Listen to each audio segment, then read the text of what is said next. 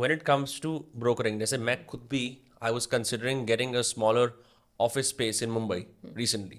मैं बहुत अच्छे ब्रोकर को जानता हूँ जिन्होंने मेरा वहाँ पे एज अ रेंटर मुझे घर दिलवाया. And you know I was seeing office spaces and I was getting carried away. मेरे को पूरा बंगला दिखा बांद्रा में. मैंने कहा या I mean if I really really stretch it I can afford it. और कौन नहीं चाहता मुंबई के अंदर एक छत जहाँ पर आप सनबेदिंग कर सकते हो और आपके एम्प्लॉयज वहाँ काम कर रहे हैं and you are just like hosting people. It's like a beautiful bungalow that you can get, entire bungalow. Then I realized, you know, a smart thing is I travel so much that getting a co-working or like a smaller space for just my employees is probably better. क्योंकि मैं ऐसा इंसान नहीं हूँ जो हर रोज 9 से 5 आके ऐसे भी बैठता है. तो फिर thankfully the broker is extremely nice. He's like, यार sorry मैंने आपका ये time करा है whatever, but he didn't try to pressure me or upsell me या और कुछ करने की कोशिश नहीं करी. Right? That's why I'm still very friendly with him. Now typically आप लोग since you're good dealing in high rises, I'm assuming आप लोग अच्छे खासे HNI से मिलते हो.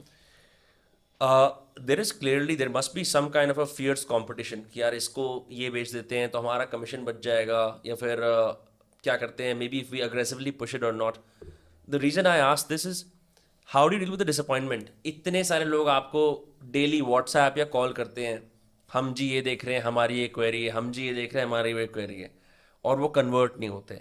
तो आपने अपना आप अंदर क्या कर रखा है अपनी एक्सपेक्टेशन जीरो करने के लिए? क्योंकि I am sure you must be getting tons. While we speak at it, some timing. Just while when I reached there, we were having tea outside. I got a message from a client who has decided to cancel his deal. So that so it happens on a daily basis. You just get used to it. After a point, you have to just work continuously, keep working. That these things will always happen, and so you just have to get immune to it. You have to get more mature so that your emotional scale becomes more stable. But these are a part of it. There is a very undercutting. All of these things happen, but you have to differentiate. You have to build undercutting a मतलब So a lot of people now focus on the 0.5% of their investments कि यहाँ से 25% बचा लिया, यहाँ से 50% बचा लिया, 1% बचा लिया, rather than their energy should be focusing on choosing the right product. कि जहाँ वो 99.5% उनका पैसा इन्वेस्ट कर रहे हैं, वो फोकस की वजह से जो डिस्काउंट पास बैक से उसके अराउंड कॉन्वर्जेशन होती है, उनका ज़्यादा फोकस वहाँ पे होता कि है. अपनी And that's why come they- कर लो कमीशन. अरे आप तो commissions मेरे कम लो. आप तो वहीं के हो ना. Correct, correct. मेरी मेरी मौसी भी उधर की हैं. I don't know. Exactly, I don't know if HNI talk like that. I have no idea. So not HNIs, but there is a separate segment. People do appreciate it, and then again, it entirely depends what services are offering. People are ready to pay, but they should feel like अगर आप सिर्फ एक buyer को ले जाके सीधे सिर्फ developer के यहाँ पे छोड़ रहे हो और सिर्फ वो आपस में डील कर रहे हैं, no it doesn't make sense to pay them so much, right? तो it depends how your journey has been, how your services has been, how much of value addition that you're doing, and people are ready to pay you for that. Yeah, as you rightly mentioned, because like we are present on the social media platform, right? So anybody can access and approach us, and that could be potential lead. But then we have an understanding कि जो भी leads आती हैं does not mean that they have the potential to convert, because सारे काम आप कर लोगे तो बाकी brokers क्या करेंगे? So we have, right? It's a thing in real estate. Yeah. Again, Pareto principle works. 20-80 rules absolutely. Yeah. 20% of your clients will bring in 80% of your wealth, revenue. Yeah. and also you have to understand 80% of your clients will only waste your time. So you have to learn to say no. Yeah, and there are two ways of growth. Either you grow like this or you grow like this. I believe in growing like this with my team also and other channel partners also. नहीं, पर इस gesture का मतलब क्या देखो, है? I'll tell you कि this. आप जमाने को पीछे छोड़ रहे हो, जमाने को साथ No, लेके no, चल no, रहे no. So this is like, I mean, all the leads are meant for me. I'm doing all the closures and burning out in the process. This is you taking everyone along with you, whether it's your team, whether it's other channel partners. For example, my forte is Golf Course Road extension in SPR. But clients तो Dwarka express way के भी हैं, clients new Gurgaon के भी हैं, तो मैं उनको जाने तो नहीं दूंगी obviously, but I have associates, I have network जो कि वहाँ पे काम कर रहे हैं, तो आप उनकी मदद लेते हैं. सेकंड ऑफ ऑल, आप अपनी टीम में डिवाइड कर देते हैं, स्ट्रीम लाइन कर देते हैं, और अब काम करते करते ना इतना आपको पता चल जाता है कि कौन सिर्फ टाइम पास कर रहा है, कौन फ्लूक है और कौन रियल जेन्युइन बायर है.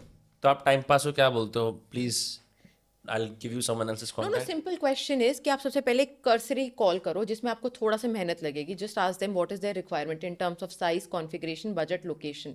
इस 4 में आपको पता चल जाएगा. अगर दे सेइंग कि ठीक है गोल्फ कोर्स रोड चाहिए बट बजट है 2, तो ऑब्वियसली वो क्लाइंट है ही नहीं आपका, क्योंकि इससे आपको पता चल गया मैच ही नहीं कर रहा है लोकेशन और बजट में कोई आप लोगों अलाइनमेंट. को ऐसे भी कॉल आती है कि घर लेना है, हाँ बाकी आप पूछते हो सवाल, पता नहीं आप बता दो. हाँ. ऐसा भी होता है? बिल्कुल होता है, और हम बताएंगे भी, बट अगर वो बिल्कुल भी नहीं रजिस्टर कर पा रहे हैं, देखो कई लोग होते हैं बिल्कुल ही अनइन्फॉर्म्ड होते हैं, तो हमारा काम है उनको एजुकेट करना भी. We not there just to sell them, but we are there to educate as well, right. If you want to watch small segments of the podcast, subscribe to those cast clips. और अगर वो education के बाद वो समझ जाते हैं, then they pivot their requirement कि ठीक है अगर मेरा बजट कंस्ट्रेंट है तो मैं ये लोकेशन देखता हूँ, तो देन यू अंडरस्टैंड कि ठीक है this is how it is.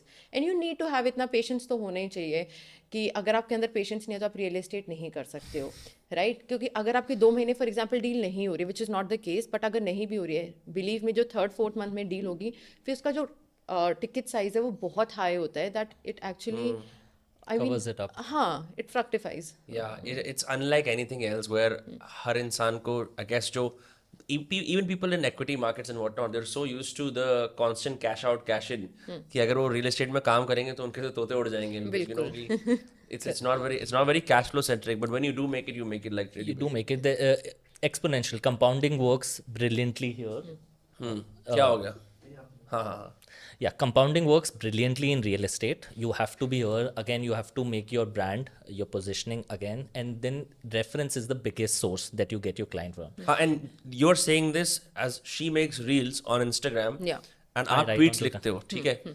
She gets clients from reels, Yeah, right? I do. You said कि Twitter पे ना के बराबर, मतलब ultimately references से सबसे ज़्यादा clients आते हैं. 100%. 100%. और रीसेल में बहुत ज़्यादा रेफरेंसेस आते हैं, बिकॉज मुझे इसलिए लगता है ना कि आपको एक राइट ब्रोकर होना इसलिए ज़रूरी है, बिकॉज आपको लॉन्ग टर्म सोचना चाहिए. रेफरेंसेस तभी आएंगे अगर किसी का एक्सपीरियंस आपके साथ देखो अच्छा आपके आने से पहले हम बात कर रहे थे कि अगर कोई अच्छी सी प्रॉपर्टी को दिखाता है इंस्टाग्राम पे, खासकर जो ब्रोकर बड़े लेवल पे आ जाता है, right. Many Mumbai based brokers अब यहाँ दिल्ली के भी बहुत सारे आ गए. तो मैं इनको बोल रहा था कि घर का प्राइस होगा 5 करोड़ और रील्स पे शेयर्स होंगे 59.1K, राइट. मतलब 59,000 लोगों को ये लगता है कि ये मतलब काम की चीज़ है. Then you're getting lots of bogus queries. Then how do you get references? So basically देखो सब ना एस्पिरेशनल होते हैं. अगर बजट है मतलब प्राइस टिकट प्राइस है 5 करोड़, बट आपके पास बहुत सारी क्वेरीज आएंगी, बट उसमें से क्या होता है किसी का बजट होगा 2 करोड़ का, किसी का 1 करोड़ का, 3 करोड़ का. आप स्ट्रीमलाइन करिए, फिर अपनी टीम में डिस्ट्रीब्यूट करिए. फॉर एग्जाम्पल 1 करोड़ 2 करोड़ वालों को मैं वेस्ट नहीं जाने देती. इन द सेंस मैं उनको इन्वेस्टमेंट बताऊंगी नौगांव में, कुंडली में, जहाँ पर वो अचीवेबल है कि वो 1 करोड़ में एक अच्छा लमसम लैंड का पार्सल ले सकते हैं. 3 करोड़ वालों को मैं रेडी टू मूव कुछ 10 से 12 साल पुराने में दे दूंगी. So it is basically I am churning the data for long term also, कि फ्यूचर में क्या पता कहाँ पर कौन सा प्रोजेक्ट आ जाए कि मैं वो पिच कर सकूँ इनको. Correct. So having the right processes is very important, like rightly said. And then you, of course, you work in particular your territory, and then you substantially start bifurcating it to your wider team. Are there broker wars also कि आपने किसी की territory में आ गए हो, यहाँ आप deal नहीं कर सकते, ऐसा होता है क्या? Is it like mafia like or no? No, only I believe probably it's only on golf links. Apart from that, not as much. Golf links wale, they are in a different category. They will, the ticket sizes are much bigger there. I'm talking about dahlias, camellias, aralias, and magnolias. वहाँ क्या होता है? वहाँ पे blood bath होती है? नहीं, blood bath तो not the case, but it just Welcome to gangs of Wasipur. That's what I was saying. nothing as such. Thankfully, it hasn't been as bad. That sort of scenario is not there. But yes, because of these deals, a lot of people, the client is speaking to a couple of brokers at a time. They speak to them. So these challenges always happen. But apart from just a weird conversation, like there could be a client between Dipti and I, and we would just have it like someone, if Dipti closes it beyond me, I'll just have a thing, but nothing beyond that. I have not at least come across something like that. आपकी कुछ और कहानी थी? Yeah, so when I started, तो मैंने ना ticket size 2 crore की, I remember my first deal was 1.94. तो जहाँ पर मैं जिस VPTP freedom park life condor है वहाँ पर मैं डील करती होती थी, तो कुछ क्लाइंट्स थे, तो वहाँ पर कुछ ब्रोकर्स ऐसे होते हैं वो सिर्फ उसी कॉन्डो में रहते हैं, उसी का ही काम करते हैं, और वो कोई लोकलाइट्स होते हैं और उनको लगता है कि नहीं कोई और नहीं आ सकता है यहाँ पर. बट देन फिर आप 1 ट्रांजैक्शन कराते हो, 2 ट्रांजैक्शन करते हो, आपने एक फेमिलियर फेस बन जाते हो, तो फिर लोग आपको जानना शुरू हो जाते हैं, फिर आपको रेफरेंसेस आना शुरू हो जाते हैं. But then this is how you carry yourself. वो बोलेंगे कि नहीं ये हमारी टेरिटरी है, आपको यू आर अ गो गेटर, आप मत सुनो, बोलो कि हाँ ठीक है, बोलते रहो। You have to establish, you have to put your foot down कि ठीक है, I am here to stay. तो ये चीज़ें तो आती ही रहेंगी। और जैसे कि ही मेंशन कि अंडर कटिंग भी बहुत होती है। अब क्या होता है कि क्लाइंट भी आजकल ना हर जगह घूम जाते हैं, इन द सेंस वो मेरे पास भी होंगे, इनके पास भी होंगे, तो फिर अब वो राइटली लड़ेंगे, नहीं ये मेरा क्लाइंट है, वो मेरा क्लाइंट है, और वो अल्टीमेटली किसी का क्लाइंट नहीं होता, टू बी ऑनेस्ट। वो हर जगह बस घूम ही रहे होते हैं, तो वो प्राइस डिस्कवरी कर रहे होते हैं, या वो बस हाँ ठीक है कि आज मैं अपनी नोटबुक लेके बैठा हूँ कि मैं देखता हूँ कि क्या चल चलो रहा आज संडे फ्री है, 4 प्रॉपर्टी दिखा है, दी दिखाते हैं। हाँ हाँ। तो ऐसे क्लाइंट का नेम ड्रॉप करते रहते हैं कॉन्स्टेंटली दिखाने के लिए कि मैं I am a serious person. नहीं आजकल अब हो क्या जाता है ना, रेडी टू मूव में तो इनफैक्ट क्या हो जाता है कि मैं काफ़ी करती रहती हूँ रीसेल भी, तो क्लाइंट बस पूछेंगे कि अच्छा मुझे तो क्लाइंट का ये नाम तो नहीं है ना, क्योंकि ये मेरे पास भी है और पूरे मार्केट में एक ही, क्योंकि इन्वेंट्री बहुत लिमिटेड है, सप्लाई बहुत लिमिटेड है रेडी टू मूव में। पूरे पूरे कॉन्डोम में सिर्फ 1 या 2 ऑप्शंस आते हैं। फॉर एग्जांपल अगर हम डीएलएफ क्रेस्ट की बात करें, हार्डली 2 या 3 ऑप्शंस हैं फॉर सेल। जो क्लाइंट होगा फिर वो भी लिमिटेड है, और लिमिटेड ब्रोकर्स ही काम कर रहे हैं, तो आपस में पता होता है कि क्या चल रहा है क्या नहीं।